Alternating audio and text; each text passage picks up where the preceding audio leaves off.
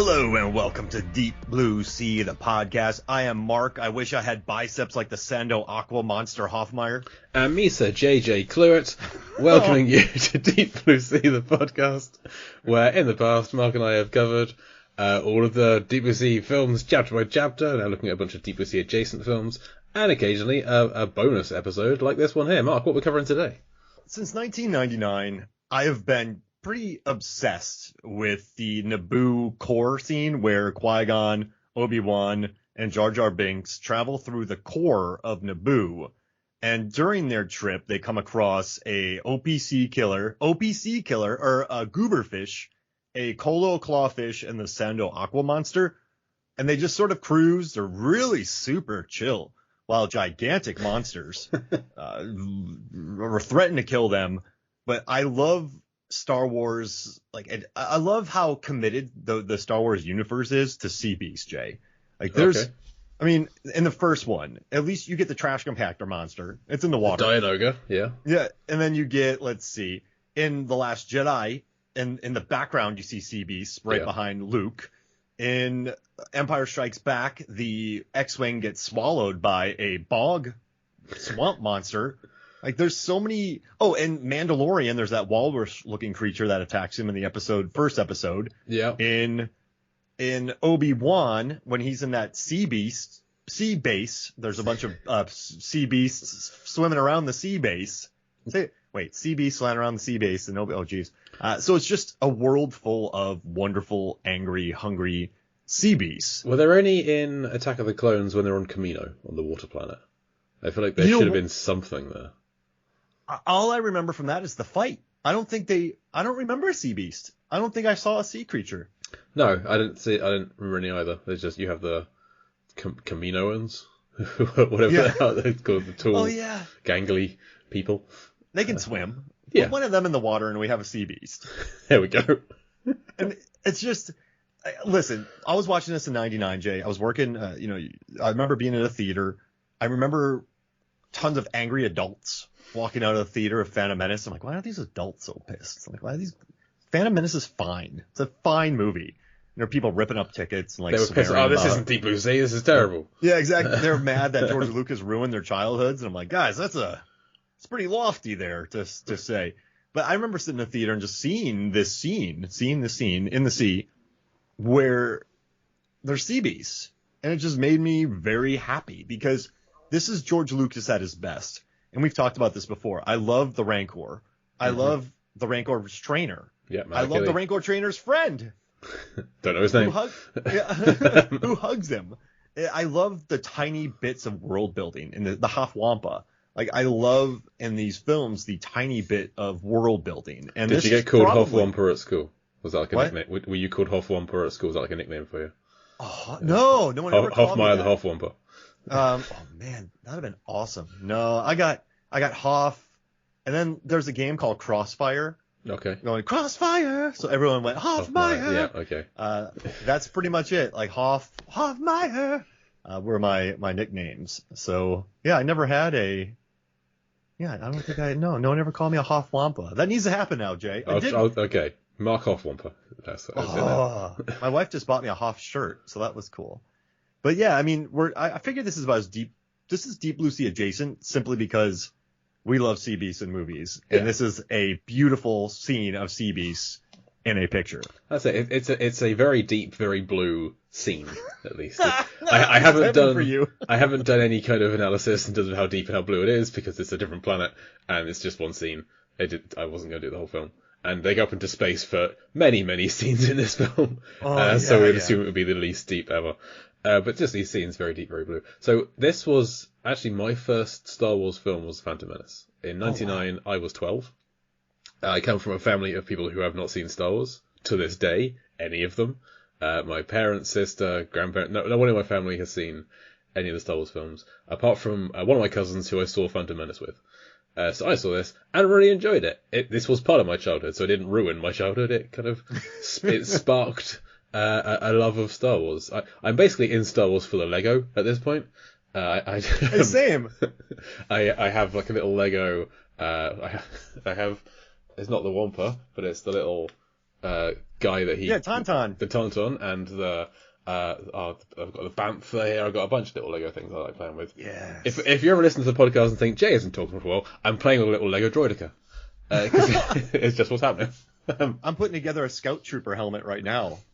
Oh, nice. Yeah. I've got the Obi-Wan helmet. Not the Obi-Wan helmet, the Boba Fett helmet, sorry. Oh, that's awesome. Yeah, we have the Mando one. Nice, yeah. Yeah, we say it's for Mallory's room, but we gave our daughter a Star Wars themed room so we could buy ourselves Star Wars stuff and put it in her room and be that's like, why hey, you had a kid, I assume. It's Mallory's room because it's Star Wars. So we're doing all this stuff. But you know what's funny, Jay? Like Lucas says it all the time. Phantom Menace was for kids. You watched it when you were a kid and you liked it. Yeah. Jar Jar was my favorite character. I had a Jar Jar mug when I was a kid. I had a bunch of toys. I loved him. So people say, "Oh, this is the worst character ever." Now we're like 23 years away from. I can look back and think, yeah, you could read some of this as being pretty racist. Maybe I can see how it could be read like that. But at the time, I loved it. What can I say? Mm-hmm. I mean, just big, clumsy. But you know what I learned while watching a scene? So we like to prep for these, and I was watching the scene again, and Jar Jar has jumps, dude. Jar Jar jumps in the air, does several twists, flips in the air, and then lands perfectly in the water. I mean, we're talking, Jay. Well, he gets in the air roughly 12 feet at least. Yeah. This is a powerful creature. I'm going with maybe 18 feet because Liam Neeson's not a short guy, and he's like at least triple the height of Neeson. So we're looking at maybe like 20, 21 feet up in the air. He does the 3 Neeson? He does at least a triple Neeson. We got to use this moving forward. Yeah, he does the triple Neeson. And so I'm going, this is one of those things I wish I would have caught or really early in the morning while drinking coffee. Actually, I did watch this really early in the morning while drinking coffee. But you just sort of go, huh, all right. And I was very excited, and I messaged you. You did. Like, man, this dude can jump. I know it has nothing to do with sea beasts, but Well, I mean, you could debate whether the Gungans live in the sea. I wouldn't necessarily call them beasts, but they are sea creatures of a kind. Yeah. So you could argue. They live and work underwater just like the crew of Aquatica. Oh, yeah, they got. Why are they not worried though about that Sando aqua monster could eat that entire place of theirs, couldn't it? Or is that just that? Absolutely. I mean, so the 3 creatures they meet, the opee sea killer is 20 meters long, the colo clawfish 40 meters long, and the Sando aqua monster is 200 meters long and weighs approximately 54,000 metric tons. And the average lifespan is apparently 100 years, 100 standard years. But how fast does it grow? But looking on Wikipedia, there is at some point in some of the canon of Star Wars, Anakin Skywalker kills a Sando aqua monster, and they estimate its age at 932 years. And because they're so big and so rare, there's a droid called Z67 that then says that his murder of this creature increased the odds of the species extinction by 83% due to its small population and glacially slow life cycle within the next century, basically. So Star Wars people love killing monsters, Jay. The Hoth Wampa. But yeah. Like they just find beautiful creatures and murder them. Well, the Hoth Wampa they killed because it was attacking Luke. That was kind of self-defense. And the Tauntaun was like, we need the warmth. We got to cut this thing open and sleep in it. Why did Anakin kill this thing? I don't know. I think it's not specific. Oh no. The Amidalans lured him into a trap so that he would get killed by the Sando aqua monster. And he turned around and killed it. Basically, lame. Yeah. I don't know if this is an episode of the Clone Wars or if this is a book, or I'm not sure where the reference comes from, but it's on the Wikipedia, so it must be true. Have you seen the Sando aqua monster's biceps? They are intimidating. How many push-ups could a Sando aqua monster do? I mean, underwater, infinite. I'd say. Yeah. I mean, look at it. That thing's it's like Arnold Schwarzenegger. But a monster. enjoy the Sando. Sando Aqua is my least favorite of the three because it is so big. It's like the other two, you kind of feel like, yeah, these could kind of exist as being a monster. This guy is ludicrous. Its whole mouth is big enough to fit the bongo craft that they're in easily inside. It's too big to have a plausible existence, I think. There would be no life Yeah. in this is Godzilla. Like, this is a god. Yeah. Like, this, you know how much this thing would have to eat? So much. Apparently they have to eat constantly. Yeah. And it like swims along and eats an entire school of fish in one go. I was like, well, it does. So there's nothing left. Like, I mean, how much protein do you need for those biceps? If we only see one in this clip, it eats an opee killer and a colo clawfish in a short amount of time. Two huge things. Like, wait, is that the same one that eats? That's what I'm saying. If it is the same one, it's hard to say. That there's no real distinguishing features. I can't tell. I can't imagine there being enough life to sustain two.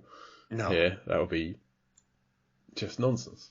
They're very convenient too. The opee killer is going to kill them. Yeah. And then you have let's see, I have the name right here. The colo clawfish that is about to eat them as well. And then the Sando eats that. So they're very convenient in this world. I mean, you have the convenient, our power's gone off.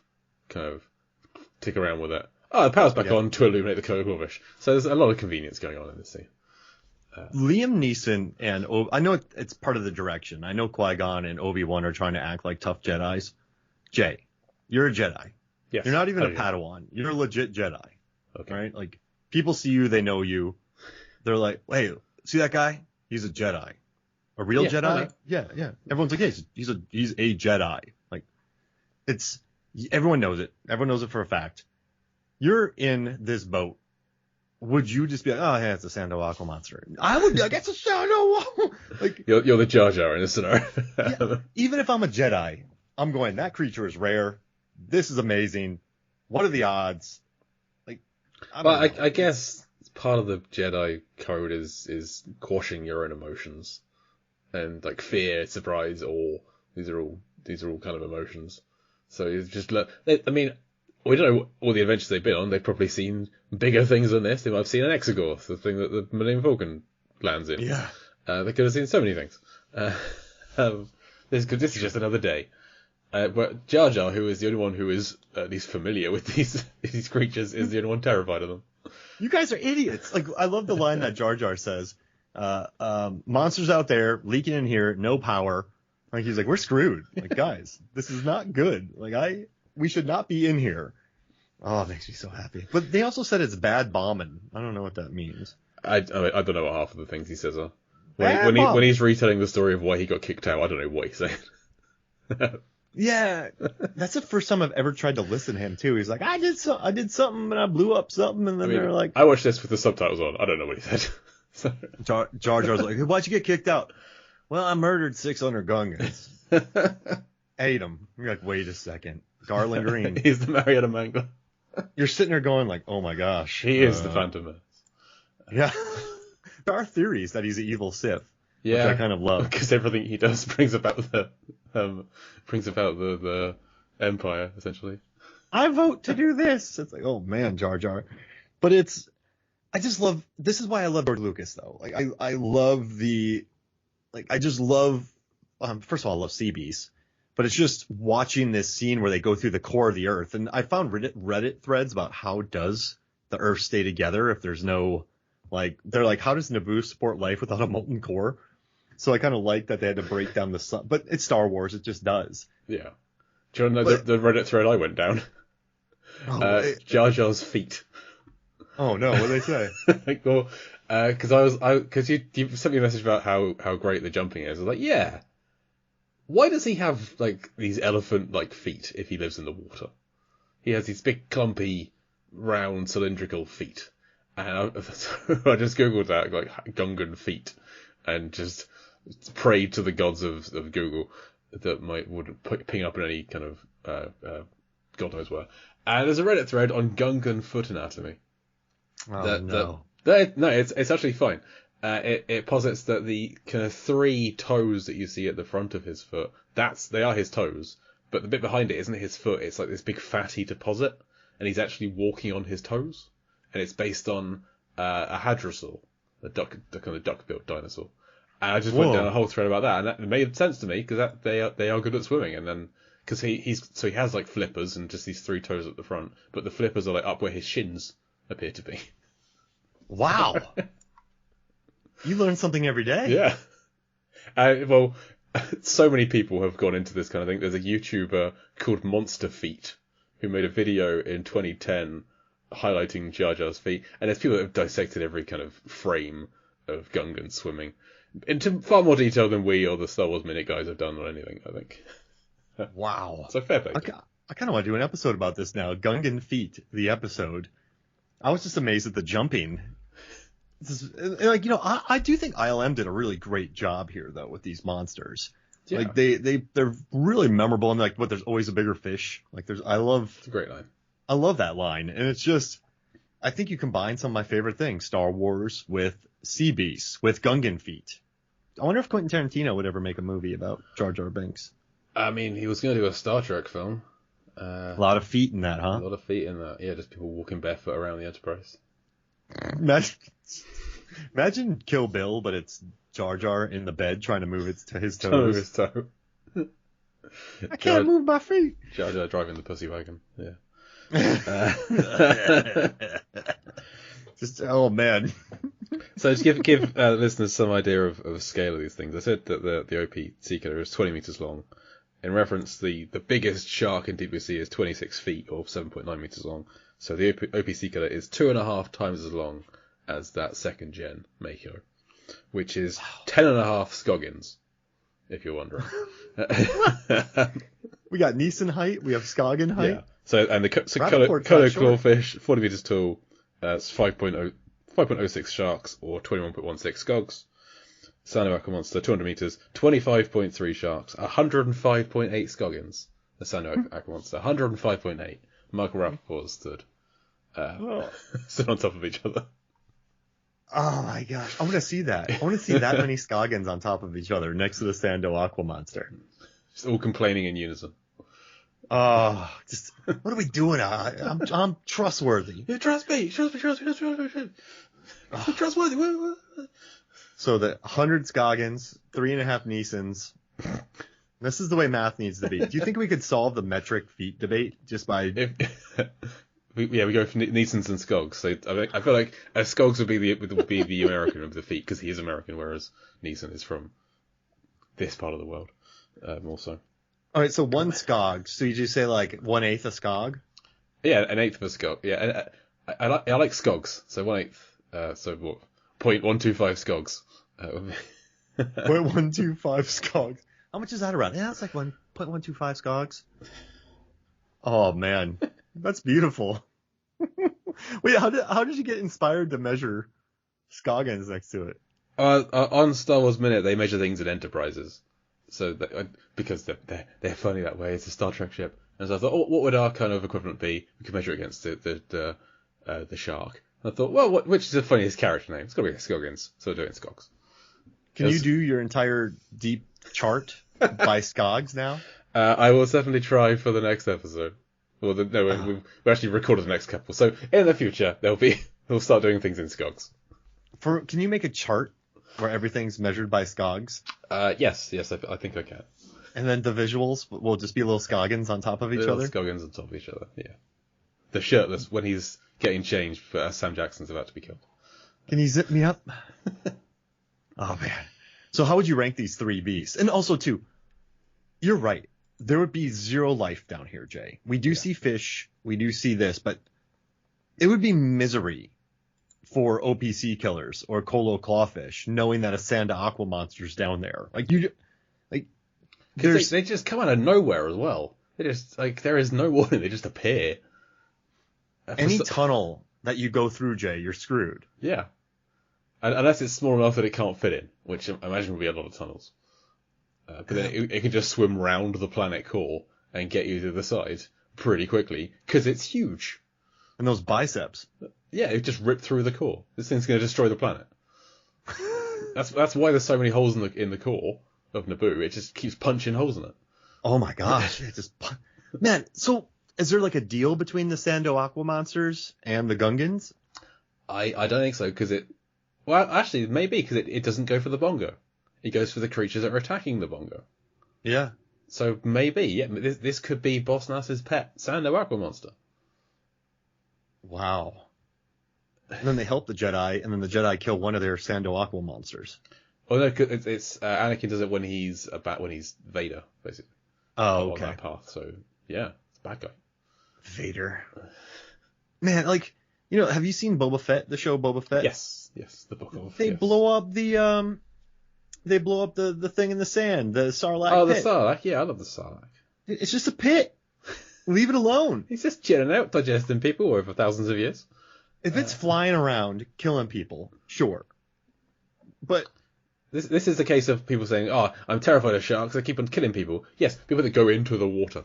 Exactly. If you go into the Sarlacc pit, yes, it's going to eat you. Yeah, don't do that. Here's the Sarlacc pit. Don't go near that. Like, don't go. Don't. Just put a fence around it. Although they don't like barriers in Star Wars as a rule. So if you look at the Death Star, there's no barriers anywhere. Oh yeah. So they haven't invented them yet. That'd be a funny idea, like the safety hazards of the Death Star. People probably have done that, but yeah, I mean, just listen, y'all.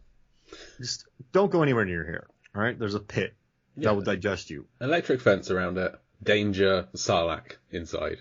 It's got those tentacles. It'll grab some birds to keep going or something. I don't know. But don't annoy the Fets, right? Don't park your boat over it. You could make a sport out of it, like start throwing womp rats in there or whatever. Like who can chuck a Star Wars creature into a Sarlacc from the furthest distance. You know what I would do? Catapult. If I was Jabba. Of course you would. I wouldn't park over it. Because if you stall and your gravity drive gives out, yeah, you know, your Sarlacc pit fodder. So what I would do is I would just line up catapults and be like, listen, if we miss and you survive, you're good to go. But if we hit where we think we're going to hit, you're going in to the Sarlacc pit. I'm just envisioning stood really far in the distance and seeing a bantha flying through the air into a Sarlacc pit. Like a Monty Python. Mark's at it again. Wait, is that a Tusken Raider in the air? Is he gonna do it? It's like, you know, you're at like a fair, or you're at I guess a fair, right? And they have all those games, and people just sort of like, we're chucking, like I'm about Boba Fett. People owe me money. I catapult them in there. I would just take bets. Like I would have people pay to pull the catapult handle, like measure it, like you guys measure it. It's up to you, and I would just make it sport. It could be like a kid's physics lesson. You could teach the little Tusken Raiders part of the tribe. Like, this is this far. This kind of tension in the rope, the velocity and the angle of the parabola. Like, how much do you weigh? What's the wind? I would have little signs like, "Do not get into the catapult." I don't know if I would want a trebuchet. I feel like trebuchets, you don't get the height, Jay. Yeah, they're more for distance, aren't they? Yeah, I want something that gives someone like a full arc. I don't want a straight line drive into the thing's mouth. Yeah, that's the fun in that. Yeah. I want thump, and then they just go right up in the air, and then they land like a half circle. That's what I'm thinking right now. That's every shot is like a half circle. Yeah, I like it. How did Jay go catapult into the Sarlacc? But if you miss, you can live. I'd be like trying to fly. I just flapping my wings furiously, my arms furiously. I don't have wings, I'm a human. And the Sarlacc just goes and then burps. But yeah, they kill the crap out of these things, and it's annoying. But man, they raise a lot of questions, Jay. But how would you rank the three? So I've said the Sando is my least favorite, just because it's too big and too implausible. I really like the other two. Yeah, they both have elements of earth creatures. I would say like the opee sea killer is a crustacean, but also kind of a fish. And it's got I love the tongue on it, the like frog. Excuse me. Yeah. That like frog tongue that spears the bongo and pulls it back in. So that one's fun. And the colo clawfish has those mandibles. It's like a big eel with a crocodile mouth and the mandibles. So I love that they just kind of taken random elements of other creatures and rammed them together. So I'm not sure which I prefer of these two. I love them both. I'm same. Yeah. Same. Because I love the mandibles on the side of the mouth, right? Yeah. But then I love the crab legs on the OPC killer. Like, those things are pretty sweet looking. Like, it's just... 2 rows of teeth. I'm going to go OPC killer as my favourite. I feel like it's smaller. I could more justifiably have as a pet. I mean, a great name, like OPC killer. Yeah. I'm assuming there's like the OPC, because OPEE space C, like an ocean. So maybe it originates from the OPC. But I always hear it. It always just sounds like the letters OPC killer. OPC killer. OPC killer. And he calls it a goober fish. A goober fish. Oh man, gets ripped in half too. That's the head ripped off and chucked away. This thing needs to eat constantly. He doesn't want to eat an OPC killer fish head. Yeah. Why does he throw the butt on the ground of it? You think that it would eat? It probably is going to reach down and eat the other part of it, right? Maybe. Yeah. But his mouth is so big, it doesn't need to take any of it apart. He just eat the whole thing whole. Yeah, you're right. I guess it just looks good. They breaks it like a loaf of bread in half. Yeah, it's like when the other shark comes in and rips Sam Jackson in half. It's just, it's for the lols. It's just enjoying it. And I do like the jump scare of the bioluminescent colo claw monster, like clawfish, or that's a cool bit. Like, it's fun, and seeing that on the big screen and just watching what ILM came up with, I like it. I like the bit a lot. And this scene always makes me happy. There's a good line. There's always a bigger fish. We get some cool monsters. I mean, I want to work out to be like the Sando aqua monster. Hey, look at that thing's arms. How does it have muscles, Jay? I mean, swimmers tend to have pretty good physique. Yeah. So, as much as I got. You don't often see creatures that live in the water with distinct legs and arms. That's not usual. No. So maybe this is like amphibious. Maybe it lives part in, part out. Oh, that's a nightmare. It has to be, because if it's lived its entire life in the sea, right? It's not going to have fingers. Yeah, because I mean, its toes are webbed, but they're still definitely feet, and they're definitely hands at the front. This is a nightmare. This is like this. I think this would actually be scarier if it was smaller. If you imagine this the size of like a Volvo, of 8 Scoggins. Yeah, let's say an 8 Scoggins. Or like 3 Scoggins. Somewhere between the two. Like, let's say 6 Scoggins long Sando aqua monster. Just coming across that in the woods, or like you're at the beach and that comes out of the water. Like, that's the end of your day. Possibly your life. I don't know. I'm running. I'm pushing somebody. I'm tripping somebody, and I'm running. Throwing people behind me on a catapult.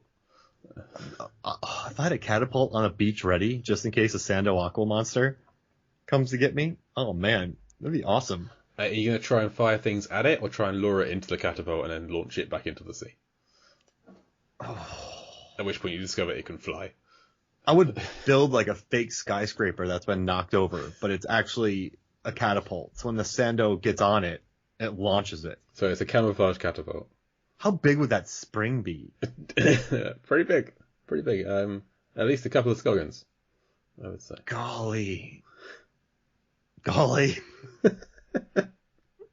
I saw it in my head. Like, I'm going to leave this thing in there. But yeah, no, the thing's jacked. It has biceps on biceps. It's got big forearms too. It looks like a rock climber.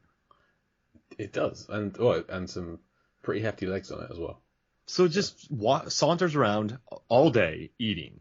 It's horrible down there, Jay. It's pretty dark, at least, yeah. And why would they give them a bongo knowing they're probably going to die? Bongos are expensive. Qui-Gon uses the Force. You can see him doing his little hand wavy thing at Boss Nass. Oh, you're right. You're right. You'll give us some transport. Yeah. I'd give you a bongo. Yeah, you're right. I'm Brian Blessed. Because I was Gordon's alive. Poor Jar Jar. No, but I totally forgot about that. I flaked. Oh man. But then they're setting you up, and then you fix it. But yeah. Well, thank you, dude. I don't know what else I have to say about this scene, but it's a fun scene. The only problem is it's like 20 minutes into the film, we don't go back to these monsters. That's it. Yeah, they're completely unnecessary, and even going through Wikipedia, there's really not much about them. They're just introduced in this movie, and even on the behind-the-scenes docs about ILM, they don't really talk about them that much either. So I think it could have been fun when they had the final battle at the end. To if like the Sando Aqua Monsters comes up and just wipes out the droid army. Oh, that's how it finishes. Just walks over them. Oh no, Roger. Doesn't even notice. Just going to Hooters to get some wings and just destroys the entire droid army. Oh, how many wings could that thing eat? Oh my gosh. Okay, how many wings fill a normal human up? I've never been full on just wings, so I don't know. Let's say 14 million. For a human, okay. Oh man, well, it's a lot of chickens. A lot of space any chickens. final thoughts? Any final thoughts about the Sando Aqua Monster or any of these things? No, I love the scene. I just wanted more of it. And there's the stadium scene in Attack of the Clones with those three. I think one of those is supposed to be aquatic. I can't remember which one, but I really like that scene as well. But that's less Deep Blue Sea adjacent, so we won't ever be talking about it on here. That's what I just have to say. I love that scene. I think it's the big green like mantis kind of thing is supposed to be aquatic. Sam Jackson's in that scene, Jay. He is. This is true. That's the way. That is how it is. Deep Blue Sea adjacent. Tamara Morrison does a rap at the end of the film. Oh gosh. I was watching the behind the scenes ILM docs for this, and the entire thing is just George Lucas going like, "I'm gonna make your life horrible. Like this has to be new." And then the ILM people are like, "This is impossible." And George goes, "Can you do it?" And they're like, "Yeah, I guess we can do it." Like, hey, can you do this? Like, that's impossible. Is it? I think we can do it. That's the entire ILM doc. I mean, they can always do it, but it's going to be, like, impossible is code for very difficult. I've had that same conversation with bosses in the past. Where, like, nothing's impossible. You can do it. It's like, yeah, but it's going to compromise every other aspect of the project. It's like, you can do it then. It's the same conversation over and over. Can you do it? It's impossible. Yes. Oh, all right. Well, anything to plug before we get out of here? It's just the usual stuff. Life versus Film. I'm on Lampardy. Once a month, hosting movie trivia, and Con Air the podcast, where we're going through Con Air chapter by chapter, having a fun time over there. Yeah, and all of that, and just Movies, Films, and Flicks. So Movies, Films, and FLIX, you can go check out. So yeah, DJ, thank you, man. I love this scene. I do. I adore this scene. So I'm glad we got to spend 30 minutes just chatting about it on Deep Blue Sea. Like, life doesn't get better. When I was 17, thinking that we were talking about the CB scene on Phantom Menace on Deep Blue Sea, the podcast, I would have been pretty happy. So this is cool. This made my day. Me too. I'd be like, what's a podcast? But yeah. I haven't seen Deep Blue Sea yet. What are you talking about? Yeah, it's not even out yet. I wouldn't see that for 2 more years. Nice. Well, thank you, Mark. This is a good idea for a show. I enjoyed it. Yeah, I appreciate it, man. So, how do we do that? How do we get out of this show? For the Phantom Menace Sea Creatures scene, I've been Jake Lewis. And I'm Mark Hoffman. We'll Deep Blue see you again soon.